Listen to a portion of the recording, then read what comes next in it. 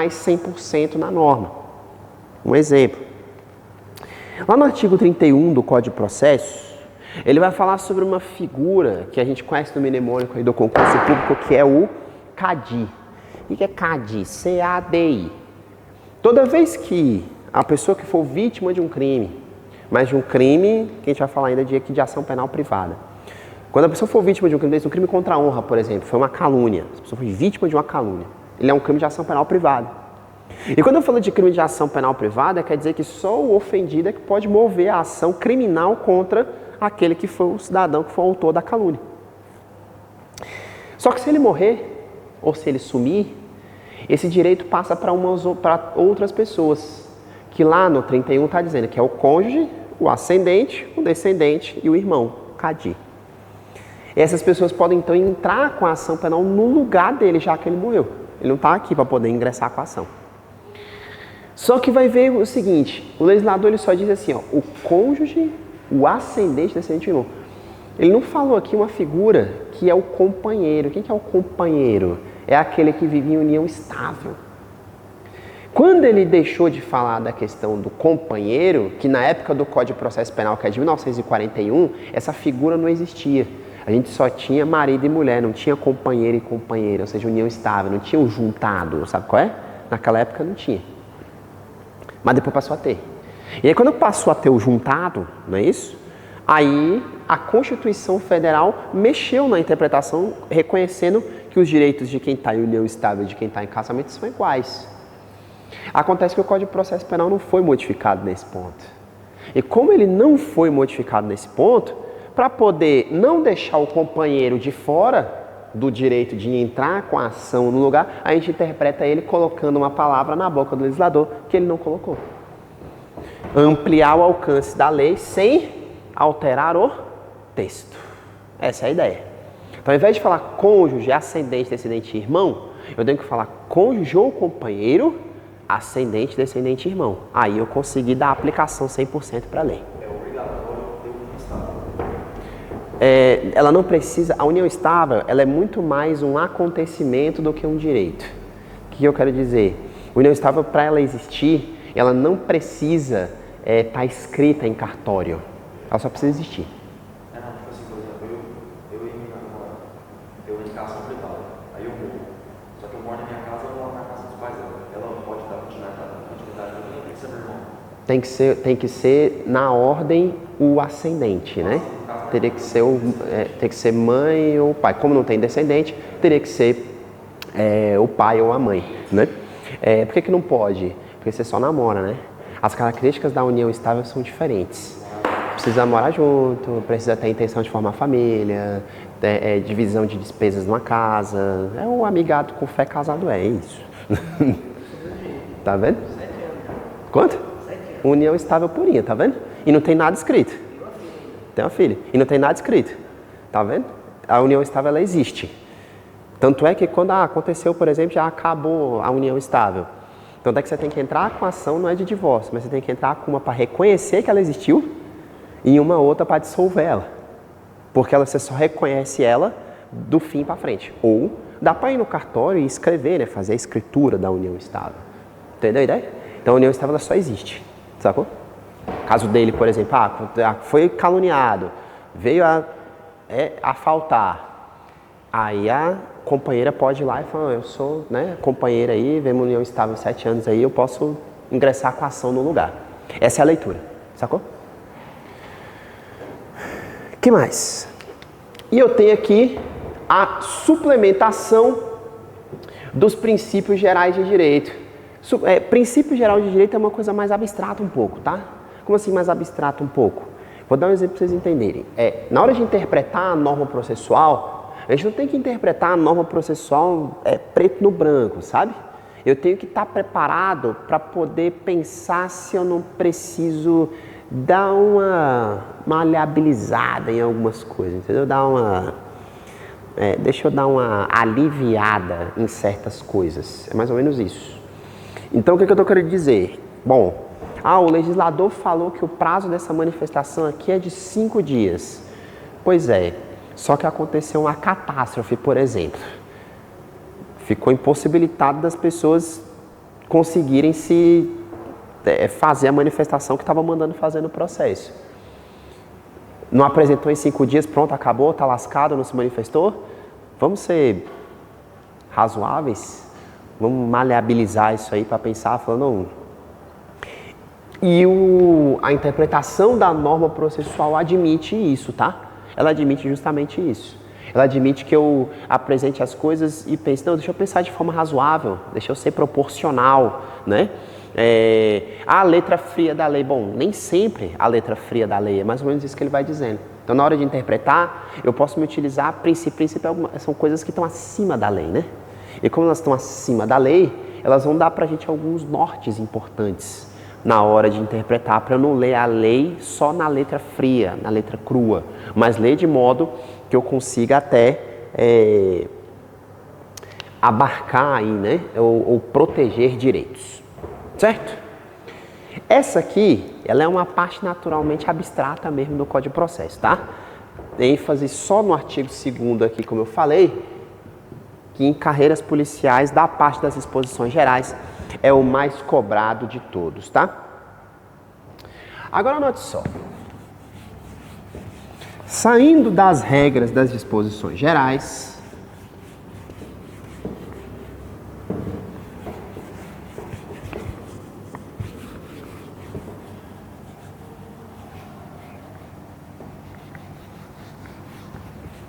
aí a gente vai entrar num outro assunto aí que é bem importante para carreiras policiais, que é o famoso inquérito policial.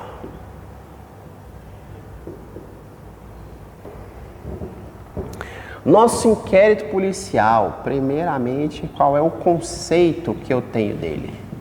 Inquérito policial, ele é aí o que a gente chama de procedimento administrativo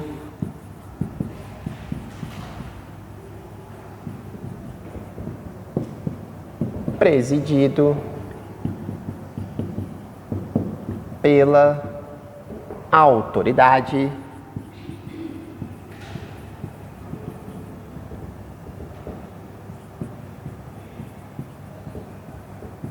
policial, buscando a justa causa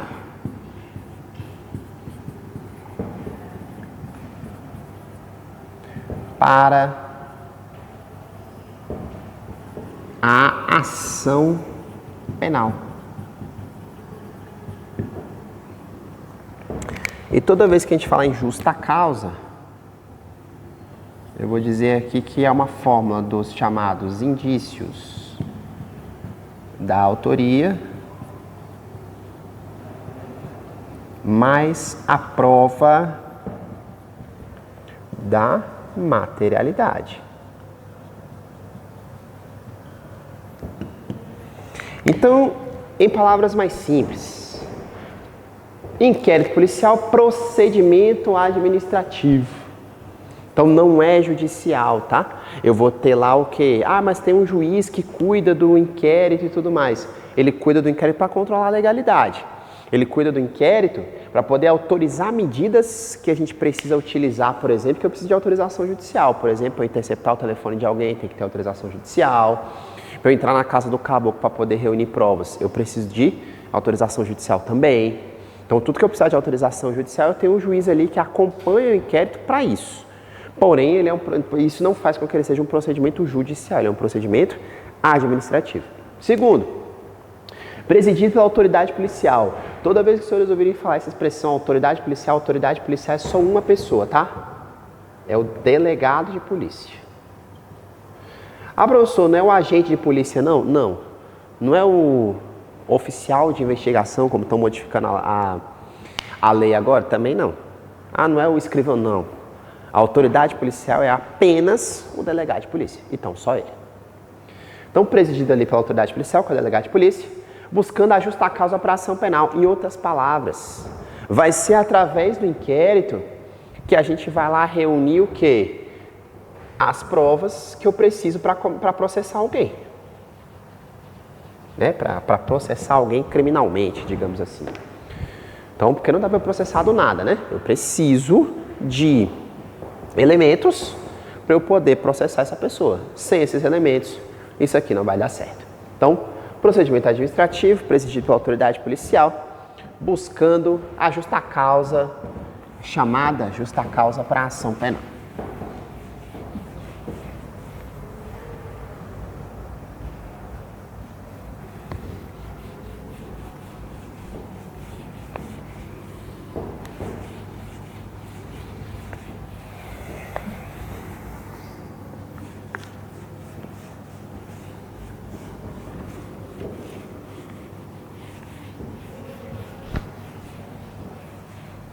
Beleza.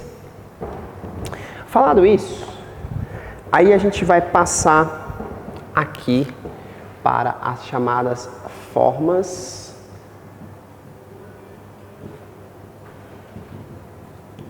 de instauração.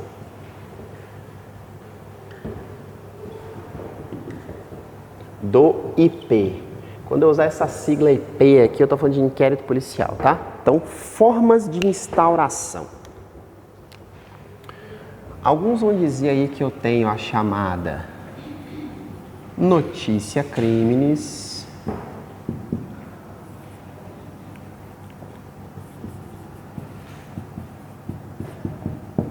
e eu vou ter a chamada delatio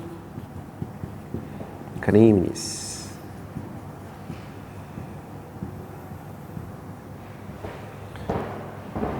Então, aqui na minha notícia crimes, eu tenho alguns tipos.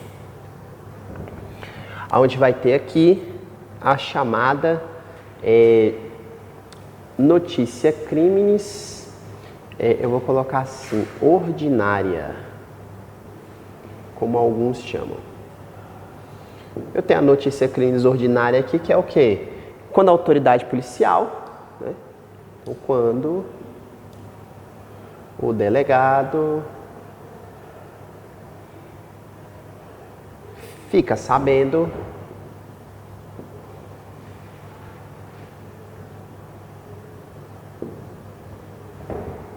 da infração penal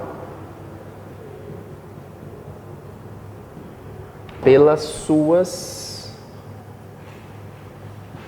próprias atividades.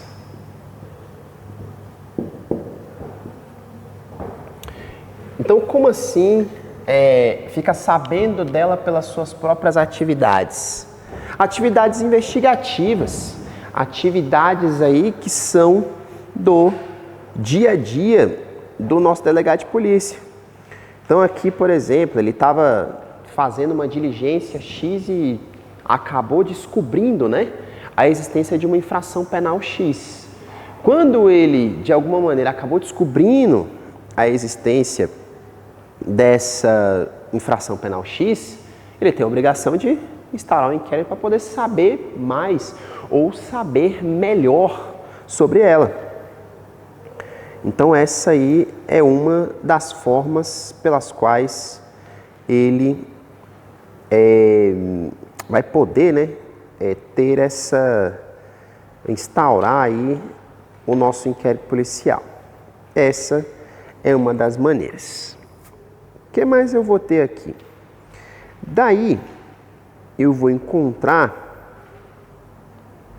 algumas outras regras que são as seguintes.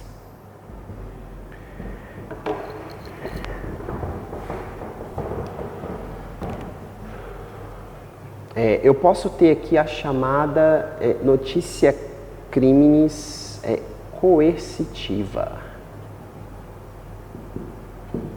Coercitiva é o famoso flagrante.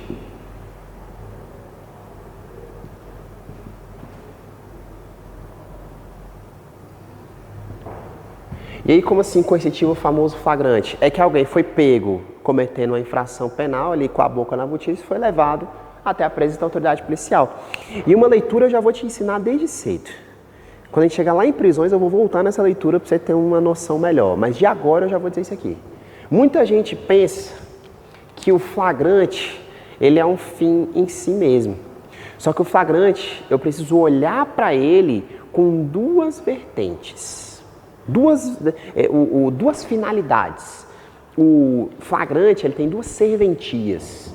Primeiro, quando eu, autoridade policial, lavro, né, faço o auto de prisão em flagrante, eu estou fazendo o auto de prisão em flagrante para eu poder formalizar tudo que aconteceu ali.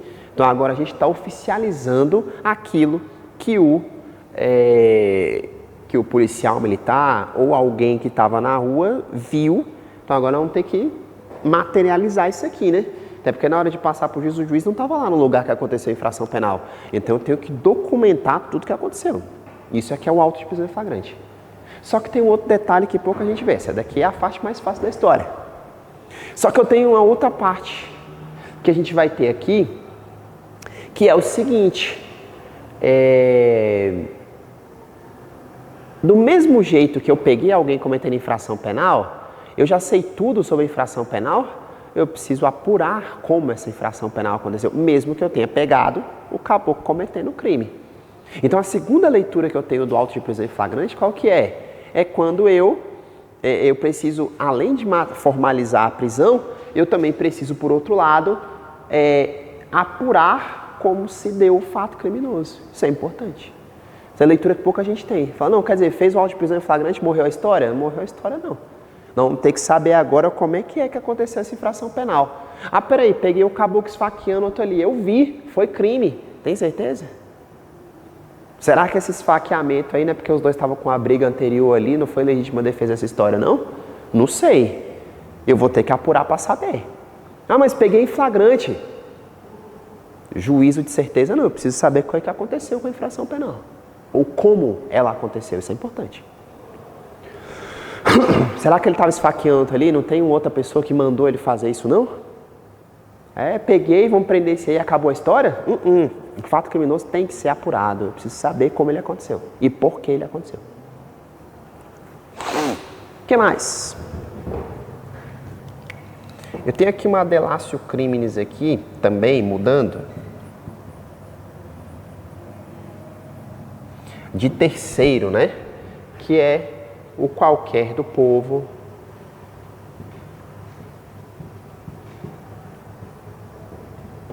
Informa o crime.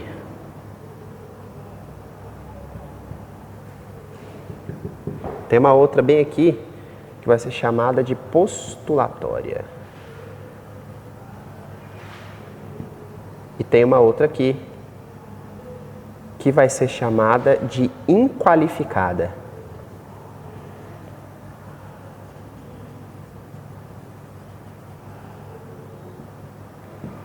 O que quer dizer cada uma delas? Aqui, na de terceiro, qualquer pessoa informa o delegado de polícia. Ficou sabendo da infração penal? Foi lá na delegacia e registrou a ocorrência, né? Ou registrou o BO lá, né? Como se costuma dizer. E pelo amor de Deus, conserta essa ideia para mim que aluno meu não fala a seguinte frase. Não, eu fui lá na delegacia dar queixa de alguém. Pelo amor de Deus, não fala um negócio desse não. Ou eu fui lá na delegacia denunciar falando, não fala um negócio desse não. Não fala isso não. Certo? Você foi lá na delegacia comunicar o crime, você foi registrar a ocorrência. Agora denunciar, filho, quem denuncia é o Ministério Público. E queixa quem faz é a vítima, através de um advogado. Certo? Então não tem essa história de denunciar e queixa não. Eu vou lá na delegacia comunicar um crime, vou registrar a ocorrência, qualquer coisa desse tipo. Tá? Então, uma pessoa... Mas nesse notícia crimes aí, só tem essas duas formas aí, ordinária e coercitiva? Tem mais uma terceira aqui que eu não estou lembrando o nome agora. Que eu estou tentando lembrar aqui, tem tempo. Tem anotado aí? Tem. Tem cognição imediata, indireta. Tem delação apócrifa. É aqui, ó. Anônimo. É aqui, ó.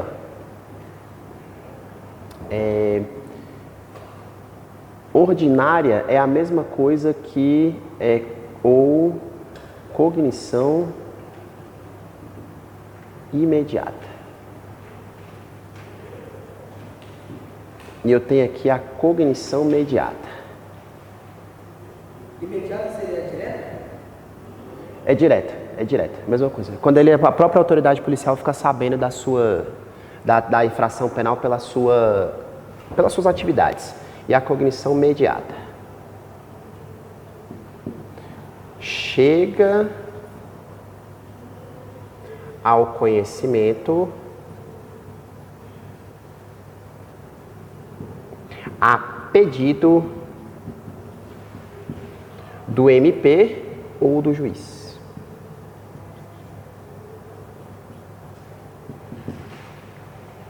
Então, chega a conhecimento aí a pedido do MP ou do juiz, né? Lembrando o seguinte, essa cognição mediata aqui, ou indireta, né? Como alguns chamam, ela é uma palavra de ordem, tá? E o que quer dizer palavra de ordem? Palavra de ordem é que, se chegar ao conhecimento da autoridade policial alguma infração penal ou determinação de abertura do inquérito vinda do MP ou vindo do juiz, tem que abrir o inquérito. Então, ela é uma palavra de ordem. Se é o próprio ofendido que vai e pede, o delegado de polícia pode abrir ou não. Mas no caso de chegar através de pedido do MP ou pedido do juiz, aí é obrigatória a abertura. O que mais? Voltando. Postulatória. Aqui, o próprio delácio crimes postulatório, o próprio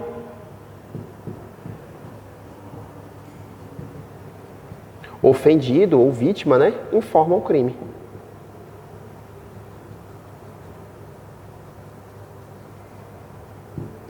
Então, aqui na postulatória, o próprio ofendido informa o crime. Quando é ele mesmo que informa o crime, aí eu não tenho mais uma ordem, né? Aí a autoridade policial abre o inquérito ou instaura o inquérito se ele achar que é o caso. E aqui tem uma outra ideia que a gente vai tirar bem a partir daqui, porque isso aqui vai levar para um outro ponto do nosso Código de Processo.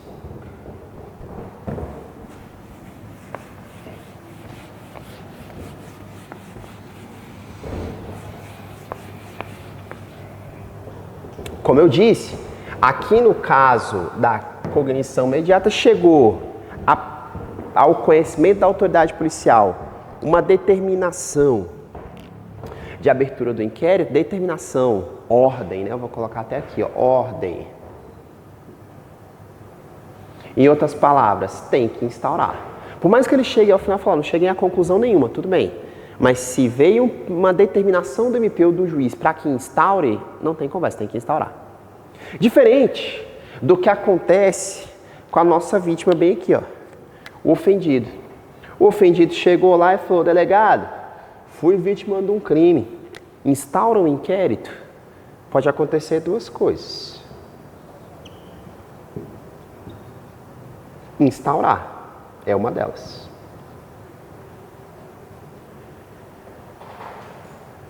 Eu posso chegar e a autoridade policial fala, não, eu concordo com você, realmente tem uma infração penal nessa história aí, vamos apurar melhor, vamos instaurar um inquérito para ver qual é. Pode ser um caminho. Mas eu posso ter o outro caminho que é o quê? Dele não instaurar. O delegado de polícia pega e indefere o meu pedido. Eu fui a vítima do crime, ele chega e fala, delegado, instaura o inquérito. Aí ele falou, não acho que tenha crime não instaura. Aí, no caso de não instaurar, o ofendido pode mover um recurso. Para quem? Ao chefe de polícia. Então, instaurou, vamos para o inquérito, normal, vamos apurar. Ou seja, ele concordou com o pedido ofendido. Não instaurou, cabe um recurso ao chefe de polícia. Artigo 5º, parágrafo 2º do CPP. E presta atenção na expressão chefe de polícia que está bem aqui, ó. Concurso da PMGO 2022, concurso da PCGO 2023. Trouxeram questões cobrando isso aqui, ó. Se liga no que eu vou te dizer. Se a sua questão, se a sua prova trocar aquele chefe de polícia ali por qualquer outra coisa, tá errado. Porque isso aqui é a literalidade da lei. Vai caber recurso para o chefe de polícia. Como é que funciona isso aqui? Cheguei pro delegado, eu fui a vítima do crime, falei, delegado, fui vítima do crime, instaura o inquérito. Ele pode olhar para mim e falar, não acho que tenha crime, então não vou instaurar o inquérito. Ah, não vai não? Tudo bem. Eu posso apresentar o recurso lá pro chefe de polícia. Falar, chefe de polícia, olha só, o delegado lá da delegacia, até eu pedi para ele instaurar o inquérito, ele disse que não. O chefe de polícia pode fazer duas coisas. Ele pode dar o provimento no meu recurso, para falar, você está certo, então vamos instaurar. Ou ele pode falar, o delegado está certo, vou indeferir seu recurso. Nesse caso, acabou para mim, tá? Aí eu não posso fazer mais nada.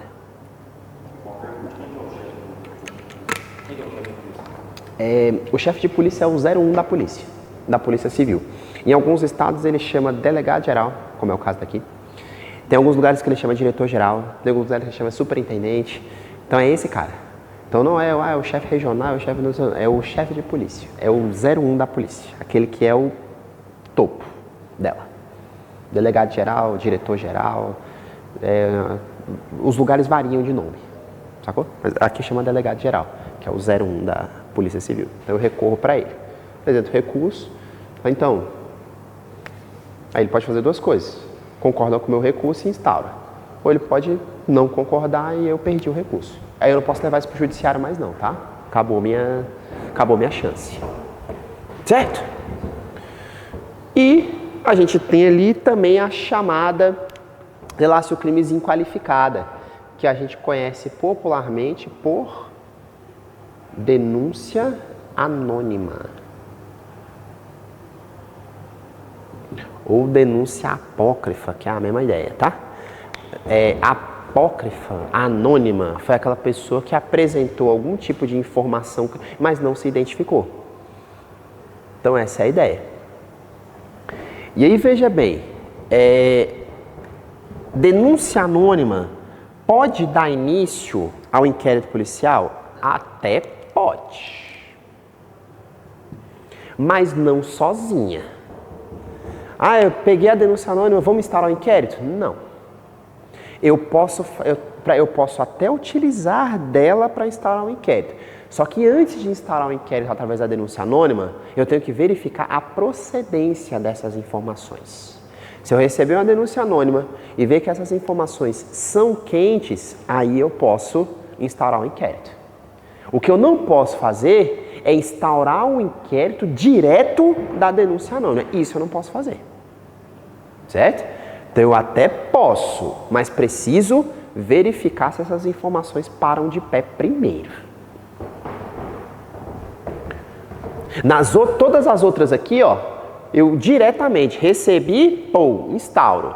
Essa daqui não. A denúncia anônima, peraí que ela deixa eu ver primeiro se ela tem algum fundamento, certo? Tem até uns procedimentos que são utilizados na polícia que é a investigação preliminar. Qual a ideia? Chegou uma denúncia anônima. Vamos instaurar um inquérito? Eu falo, calma. Vamos primeiro dar uma geral nessa história aí, ver se isso é verdade, se isso tem algum fundo. Se tiver, a gente instaura o inquérito para ir mais a fundo. Se não tiver, a gente rasga tudo e vai embora. Certo? É mais ou menos essa a ideia. Então, a partir dela, direto não. Mas ela pode gerar um procedimento de averiguação para aí sim eu instaurar um inquérito. Então, qual é a ideia? Recebi a denúncia anônima, ó a ordem das coisas. Eu não instauro o inquérito para ver se ela é verdadeira. Eu vejo se ela é verdadeira primeiro, para depois instaurar. Essa é a ideia. Tanto é que chega, tem lá no parágrafo 3º do artigo 5º, dizendo para a gente o quê? Ele fala assim, ó. Então, artigo 5º, parágrafo 3º do CPP. Ele fala lá, ó. Qualquer do povo que tiver conhecimento de crime de ação penal pública poderá comunicar à autoridade policial, vírgula, que verificada a procedência das informações, mandará instaurar um inquérito. Então, qual é a ideia? Primeiro eu vejo se é verdade, depois eu instauro. Eu não instauro para ver se é verdade, não. Essa é a ordem correta. Beleza. Saindo aqui das formas de instauração, mas ainda dentro delas, Eu vou entrar num ponto para te contar o seguinte. Olha só.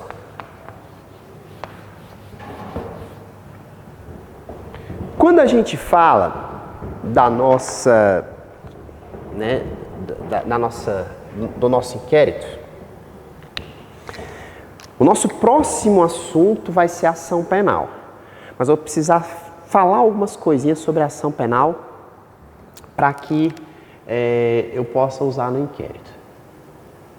A regra é que os crimes sejam processados por ação penal pública incondicionada. Então essa é a regra.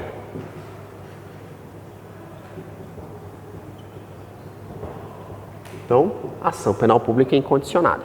Essa ação penal é a que eu costumo chamar de regra do silêncio. Como assim regra do silêncio? É que se o legislador não falar nada sobre uma modalidade de ação penal diferente, a ação penal vai ser essa. E por que ela quer dizer incondicionada? O que quer dizer ação penal pública incondicionada? Ó o português aqui, ó. Incondicionada. In é um prefixo o quê? De negação, não é isso? Ele é um prefixo de negação. Então, o que eu quero dizer com isso aqui? É que a ação penal é pública, porque é movida pelo Estado, por isso que ela chama pública, sem nenhuma condição. O que quer dizer sem nenhuma condição? Eu não tenho que esperar o ofendido falar alguma coisa para eu poder ingressar com a ação. Eu não tenho que esperar o ofendido entrar com a ação para eu poder apurar. Eu não tenho que esperar nada. Aqui a ação penal pública incondicionada é a regra. O Estado passa a ter o direito. Ocorreu infração penal, se é crime de ação penal pública incondicionada, o direito está na mão do Estado, vai para frente. Ah, a vítima não quer. Hã? Injúria racial. Injúria racial hoje, ela ainda está como pública condicionada à representação do ofendido. Tá? Mas o racismo não. O racismo está em pública incondicionada. O homicídio, o roubo. Isso. Que mais? Homicídio, roubo, furto, tortura. Maria da Penha não. Não. Porque a Maria da Penha ela segue a ação penal que o crime é fora do rito. Fora do rito, dentro do rito é a mesma. Só vai ter a lesão corporal que muda. Feminicídio é ação penal pública incondicionada. Depois que ela continua, vai lá e instala o processo. Não pode voltar atrás. Pode. Dependendo do crime. Na lesão corporal ela não pode. Nos outros que admitem a retratação da representação dela, ela pode. Por exemplo, a ameaça. Ela foi ameaçada. Se ela quiser ir lá e retratar a representação, ela pode. Tem um artigo da Lei Maria da Penha que permite isso, que é o 16. Lá no artigo 16 da Lei Maria da Penha, ele fala bem isso. A gente vai tratar dele aqui ainda quando eu falar da retratação da representação. O que mais? Tem outros crimes de ação penal pública incondicionada, tráfico de drogas, a tortura, os hediondos, todos eles. Que mais que eu tenho aí? E outros, crimes contra a administração pública, todos eles de ação penal pública incondicionada. Crimes contra a dignidade sexual, pública incondicionada. Crimes contra a incolumidade pública. Incêndio, explosão, construção de artefato explosivo, falsificação de medicamento, epidemia. Tudo crime de ação penal pública incondicionada. Por que eu estou falando isso? Porque é simétrico, tá? Se lá na ação penal, para entrar com o processo, o Ministério Público não precisa da autorização de ninguém e cumprir nenhuma condição para que o processo possa existir, no inquérito é a mesma coisa.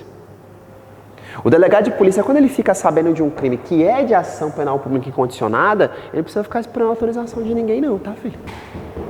Basta ele ter conhecimento da infração penal, ele passa a ter o quê? A obrigatoriedade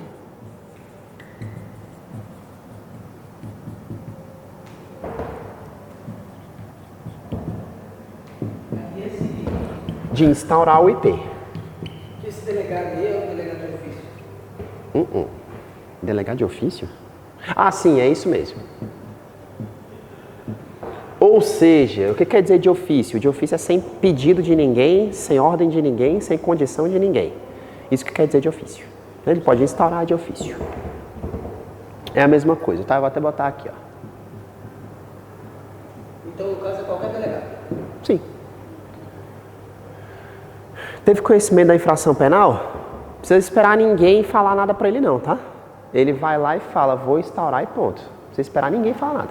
Ah, professor, não precisa nem esperar alguém registrar a ocorrência? Também não.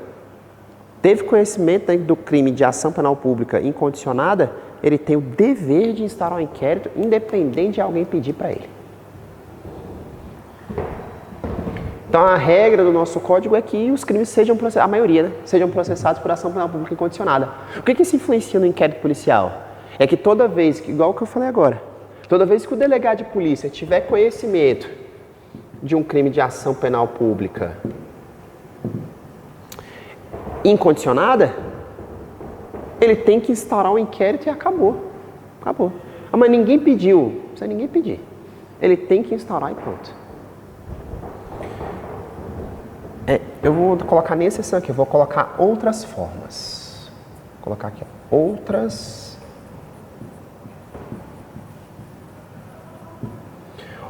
formas. A primeira delas, no caso de crime de ação penal pública condicionada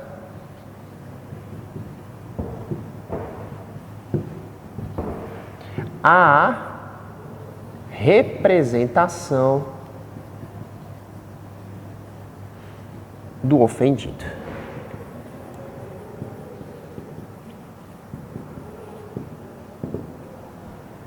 Qual é a ideia?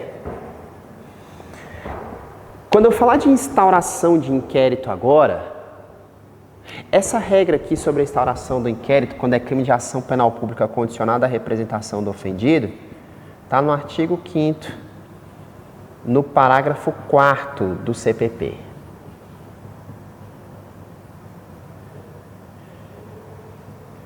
Então, o que acontece? Quando eu tiver um crime de ação penal pública condicionada à representação do ofendido, olha a leitura da história, ó, condicionada à representação do ofendido. O que isso quer dizer agora? Eu só posso fazer alguma coisa se o ofendido for lá e manifestar o interesse em ver os fatos apurados. Se o ofendido não for lá e falar que quer ver os fatos apurados, hoje sim, a depender do caso, tá? Hoje a regra é que ele seja de ação penal pública condicionada à representação do ofendido. Mas se a vítima tiver mais de 70 anos, for pessoa com deficiência, criança, adolescente, administração pública, aí é pública incondicionada. Mas a regra é que seja pública condicionada à representação. Ah, a pessoa tomou um golpe. Por exemplo, tu tomou um golpe. Tu não está em nenhuma dessas condições. Se tu não for lá na delegacia e informar para o delegado que tu quer que os fatos sejam apurados, o delegado vai olhar e vai falar: não posso fazer nada. Dentro do prazo de 6 meses. Isso. Que a gente vai falar, quando eu chegar na ação penal, eu vou detalhar o prazo e tudo. Aqui eu só estou dizendo sobre a instauração do inquérito, que é simétrico. Se para começar a ação penal num crime desse aqui, eu dependo da representação do ofendido, para começar o inquérito sobre isso aqui, o delegado também depende do ofendido dizer alguma coisa. Entendeu a ideia? Crime de ameaça, por exemplo. Ameaça também é pública condicionada à representação do ofendido. Ah, te ameacei. Beleza. Tu foi lá e registrou. Aí disse para o delegado: eu quero que faça a apuração dos fatos. Aí o delegado fala: beleza, agora eu vou. Diferente do que acontece aqui. Aqui, independente do que a vítima tenha falado, a vítima não quero. Tem efeito nenhum. Aqui o que a vítima falar sobre querer ou não tem efeito. Então aqui, ó, crime de ação penal pública condicionada à representação do ofendido. O estelionato, a depender do caso. Ameaça também é. Stalking também é. Lesão corporal de natureza leve. Lesão corporal culposa. Tudo isso é ação penal pública condicionada à representação do ofendido. Então aqui, do mesmo jeito que eu começo a ação penal, eu vou ter que começar o inquérito. Ah, foi ameaçado. Se a vítima não foi lá falar nada, o delegado de polícia vai ficar parado.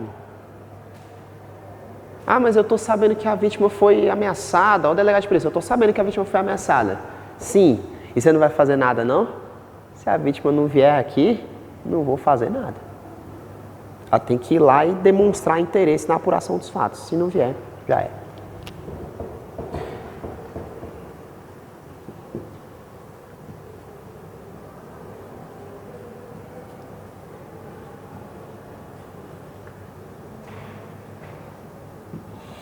Ação penal privada.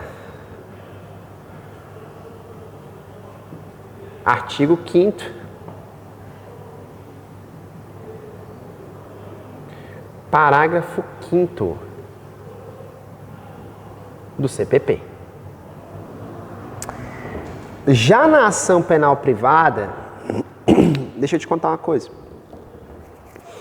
A ação penal privada ela é uma questão particular do ofendido. Então aqui o ofendido faz uma escolha, querer ou não querer. Então eu tenho crimes de ação penal privada como, por exemplo, os 3 crimes contra a honra, calúnia, difamação e injúria, todos são de ação penal privada. Crime de dano também é de ação penal privada. Dano, lá do 63 do Código Penal. Crime do exercício arbitrário das próprias razões, lá do 345 do Código Penal. São crimes que, exercício arbitrário das próprias razões, sou eu fazendo justiça com as próprias mãos, né? Eu até estou certo, mas eu não posso fazer a justiça com as próprias mãos. Já nos crimes de ação penal privada, por que eu estou dizendo que ele é uma questão particular do ofendido? Porque aqui, em crime de ação penal privada, pode ter inquérito policial? Pode. Só que para ele começar, eu dependo que o ofendido chegue na autoridade policial e peça para ele instaurar. Diferente dele autorizar a autoridade policial a investigar, aqui ele tem que pedir. Delegado de polícia, fui difamado. Instaura o inquérito, aqui ainda tem a possibilidade ainda do delegado de polícia dizer para mim o quê? Não vou instaurar não porque eu não estou vendo crime. Então nos crimes de ação penal privada até pode ter inquérito, só que eu dependo do ofendido chegar e fazer o quê? Ele tem que pedir, tem que requerer. Diferente só de autorizar, ele tem que requerer. Como eu falei, isso aqui são algumas linhas ainda prematuras de ação penal, mas só porque o início da ação penal, a forma como o crime é processado, olhando sob o ponto de vista da ação penal, influencia na forma de instauração do inquérito, na forma como ele começa, nas condições que ele tem que cumprir. Aqui não tem que cumprir condição nenhuma. Aqui a condição que tem que cumprir é o ofendido tem que ir lá e mostrar interesse na apuração dos fatos. E aqui ele tem que pedir mesmo, levando em consideração que o delegado de polícia pode até negar. Aqui ele não tem como negar, porque eu só preciso que ele diga, quero que os fatos... Aqui o delegado já viu que tem crime. Só que para poder ir para frente, ele depende do ofendido falar, vai para frente, filho. Aí ele vai. Aqui, o delegado de polícia não sabe se tem ou não. Ele veio pedir para mim para dizer que tem. Então é isso que nós vamos olhar. Tem ou não tem? Beleza. Saindo daqui,